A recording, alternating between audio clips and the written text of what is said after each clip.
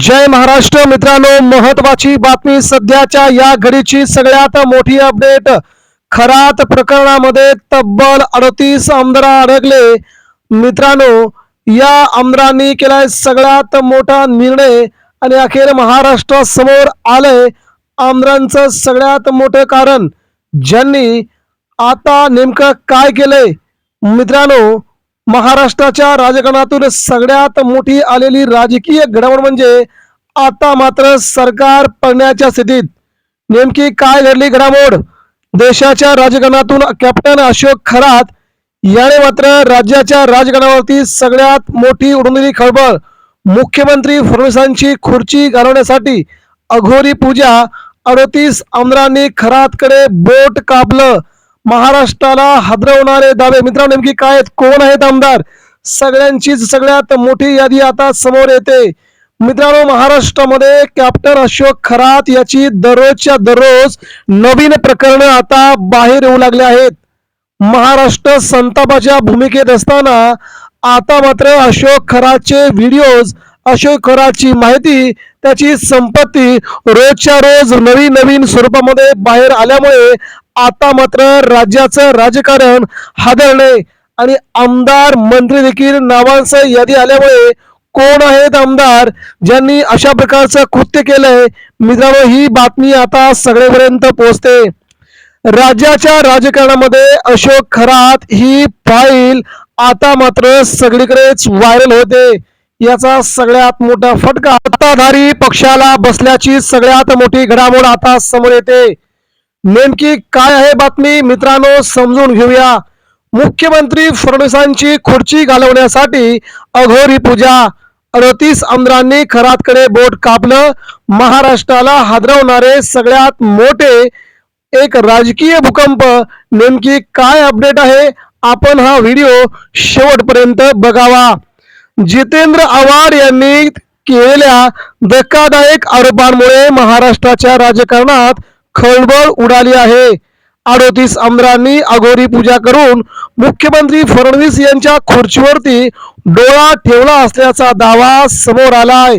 यामध्ये देवेंद्र फडणवीस यांना मंत्रिपदापासून दूर करण्यासाठी राज्यातील अनेक आमदारांनी खरातकडे जाऊन पूजा केल्याचा खळबळजनक दावा जितेंद्र आव्हाड यांनी केलाय.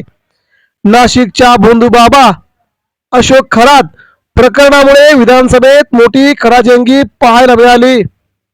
गेल्या काही दिवसांपासून या प्रकरणामुळे महाराष्ट्रात खळबळ उडाली असून सामाजिक क्षेत्रातही संताप व्यक्त केला जात आहे.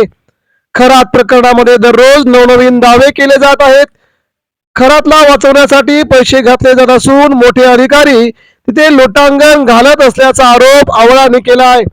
अशोक खरातच्या माध्यमातून मुख्यमंत्र्यांच्या खुर्चीला सुरुंग लावण्याचा प्रयत्न केल्याचा खळबळजनक दावाही त्यांनी केलाय. मित्रांनो, त्यानंतर राष्ट्रवादी काँग्रेस पार्टीचे नेते जितेंद्र आव्हाड यांनी विधानसभेत अशोक खरात प्रकरणावरून अत्यंत गंभीर आरोप केले आहेत.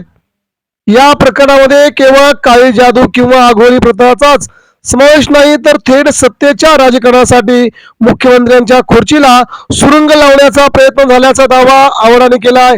आव्हाडांनी सगळी यादी, आमदारांची नावासह यादी माझ्याकडे असल्याचा दावा केल्यानंतर मात्र विधान भवनामध्ये एकच खळबळ उडाली.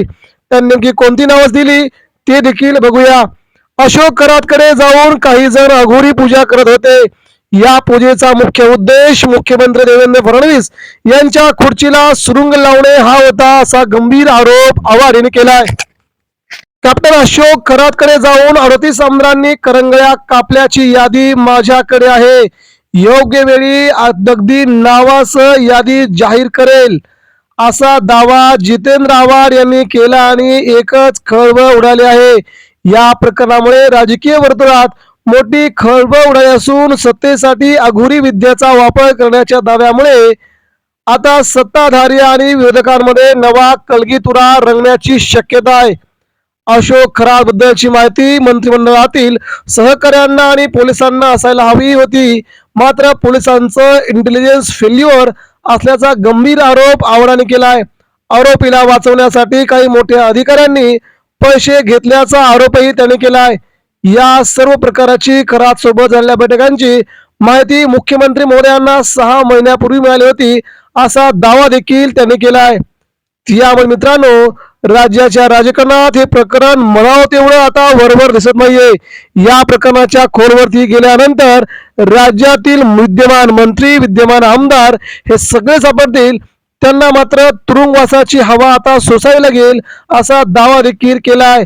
यामुळे अशोक खरात यांच्या बरोबर जाऊन कोणी कोणी स्वतःच्या हाताची करंगळी कापली, त्या सगळ्यांची यादी मी योग्य वेळी जाहीर करेल, असा दावा जितेंद्र आव्हाड यांनी केला आहे. यामुळे महाराष्ट्रात प्रचंड मोठी खळबळ उडाली आहे.